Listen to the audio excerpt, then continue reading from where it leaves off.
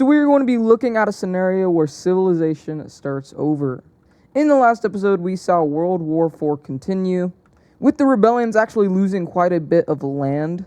We also saw the North American Union expand up into Alaska and the Canadian regions, and the Brazilian Union uniting all of South America, turning it into the South American Union. We also saw the first rebellious state get demolished by the Asian Union, being the Indian one, as well as the return of Russia. If you guys are enjoying this series, make sure to like and subscribe. We are on the road to 3,000 subscribers. It would help a lot if you supported the channel. Now anyways, let's go ahead and get into this episode. So we are going to be starting over in the Germanic theater, with the Germanic rebellion pushing back, reconnecting up with the Atlantic, as well as pushing up into the Brittany area of France, as they retake much of their coastline. And eventually they kick the Welsh completely out, but they're still unable to cross over and make a landing in the British Isles. So they move their attention to the Scandinavian Union, pushing them back. They are very successful in this, retaking over the whole Danish peninsula once again, and even taking one of the Danish islands. And you know what, they're just going to snag another, and like another one wouldn't hurt. But the navy of the Scandinavian Union is not allowing the Germans to cross over onto Swedish soil. Over in the North American Union, we see the purple team, or the Northern Purple team. These guys fully integrate into the North American Union. And now with even more troops, we have to go down to Mexico. With the ever more arriving troops, we see a massive push into Mexican territory, or I guess the Central American Rebellion invaded territory. They get down here, even retaking the old capital city of Mexico. Then they are stopped once again, and it is right here where we see the invasion of Dominica. And we actually already see them pushing back against the North American Union, retaking the Mexican capital city, and pushing them up to about here. Down in South America, the South Americans are able to push back the rebellion up in the north, and even start an invasion into this rebellion. But they are continuing to lose land to this spearhead, and it is getting very close to the Atlantic, or I guess the Southern Ocean, which is not good for South America. I keep trying to call it Brazil, but it is not good for them at all. Moving over to Australia, we see the rebellion continuing to take land from Australia, and eventually they meet some emus, but the emus fight back.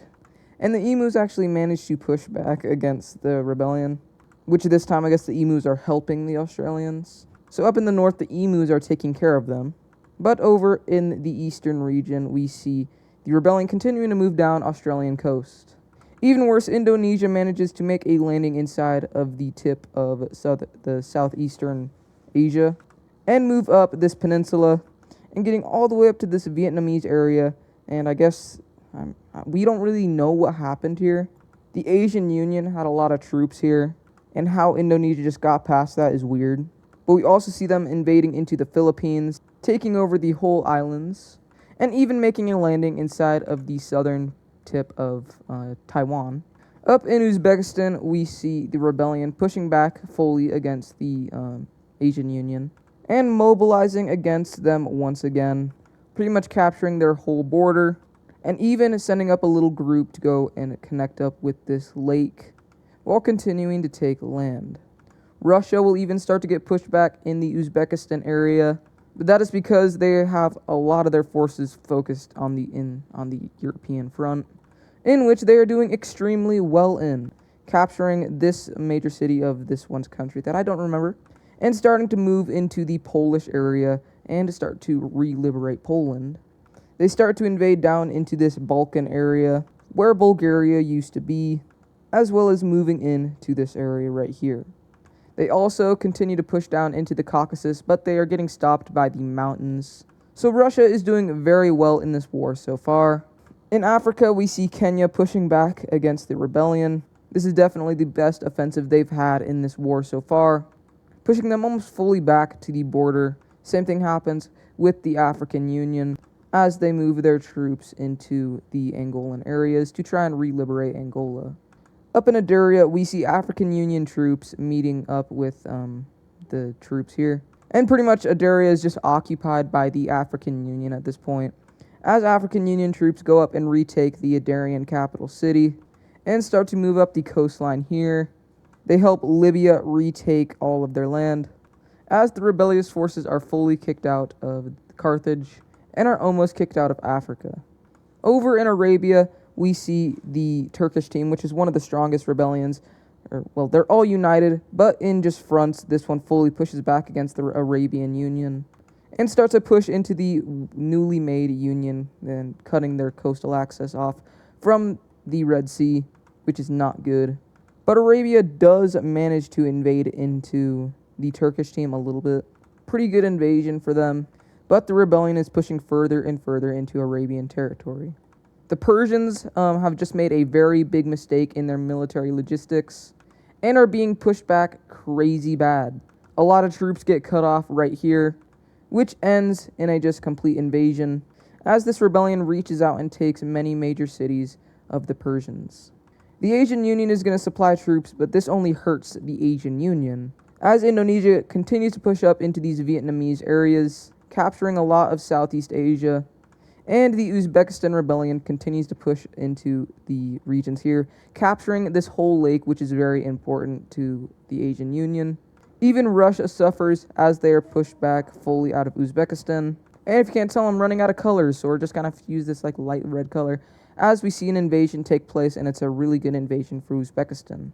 Over in the British Isles, a landing is finally made, and the Welsh are fully pushed back. A hard defensive line is met by the Welsh, but there's no use as their capital city is already taken.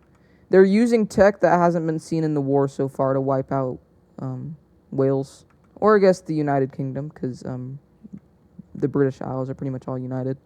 They make a landing inside of the Irish island as they continue to push up the British Isles. Eventually, all of the British Isles, at least the main British island, fall, and Ireland is blitzed up and invaded.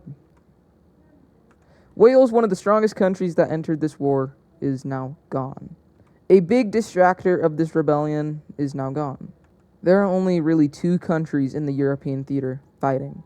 The Russians used a lot of their troops in the European front, which is leading them to be pushed back almost fully inside of the Caucasus, and they're even starting to be pushed back inside of Bulgaria. Cyprus knows they're too small to really do anything, so what they're going to do, they make a landing, and their goal is just to distract. And they're doing really good. There was no troops stacked up on this area. The military leader, he aims to just connect up with the Black Sea because he is talking with a certain country. So as they connect up with the Black Sea, they start to get pushed back pretty much immediately. And although this run lasted short, it's going to be fairly helpful, as Russia makes a landing inside of these recently invaded areas by Cyprus, in which the Russian leader and the Cypriot leader talked, and they both knew Cyprus wasn't going to be able to take out Turkey. So what they did was they weakened up this area to open up the door for a Russian landing, which is much more costly, severe. What I mean by that is they put a lot more money into this, and even the Arabians are able to push into Turkey. But bad news in South America, as they are now cut off from each other. The Argentine area is cut off from the northern part. And even worse, the third meteor strike hits the world. This one is the biggest one yet. It contains a lot of the smaller asteroids seen in the first landing. But there's one thing, and the people of the world call it a big bomb. A meteor the size of this island, or a little bit bigger. I'm joking, way bigger. It's about this size here. Actually, probably even a little bit bigger, more like this. Is dropped over in Oceania. And what are the effects of this? Many islands over here start to sink. A lot of oceanic islands just cannot survive this blast. Even though it wasn't super big, a meteor, it's still sending major tsunamis to Australia and South America. In South America, this rebellion is fully mobilizing down in the south, taking as much Argentine area as possible. Then the fourth meteor shower hits, almost immediately after the third. And instead of just one of those big little meteorites, it's multiple. Around 30 of them. They mainly land in the ocean, about 25 of them do.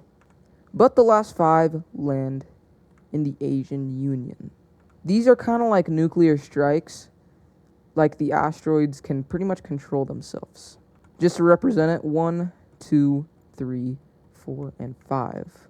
Dropped among all of these areas of the Asian Union, they are severely crippled from this. These outer space people kind of know this is the strongest country in the world, and this is their best bet for taking over the world is by taking out the Asian Union. They take Taiwan and start a naval operation into China and starting one up into Japan, as well as Korea.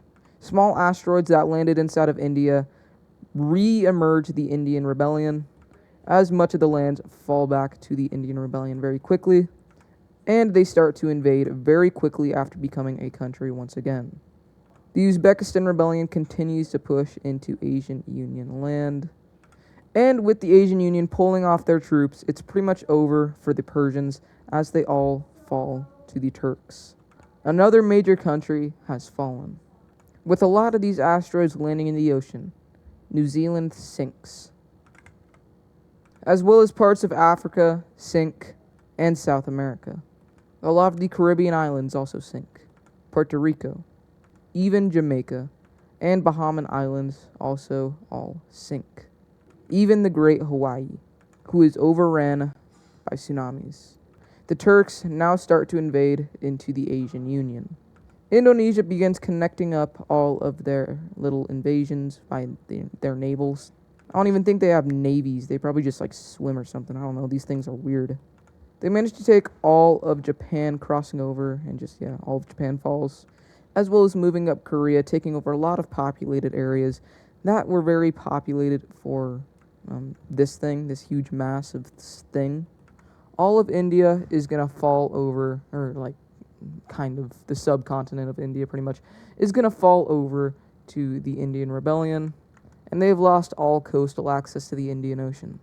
The final strike happens. The Asian Union, the strongest country in the world's capital, is taken. It's over. The strongest country in the world did not even last till the end. It was pretty much targeted. Targeted because of how strong it was. The unity inside of the Asian Union was stronger than really anything else. As all of these rebellions continue to push into Asian Union territory, there's nothing really stopping them from doing this. As Asia is fully divided by the rebelled powers, people around the world have no more hope. As the Asian Union has fallen, there's nothing much they can do. And now with steps being landed inside of Sweden, the world is bracing for one last thing they can do. But anyways, that's going to do it for this episode. If you guys enjoyed it, make sure to like and subscribe. Like I said at the start of the video, we are on the road to 3,000 subscribers. That's crazy. It would help out a ton if you supported. Anyways, I will see you guys in the next video. Goodbye.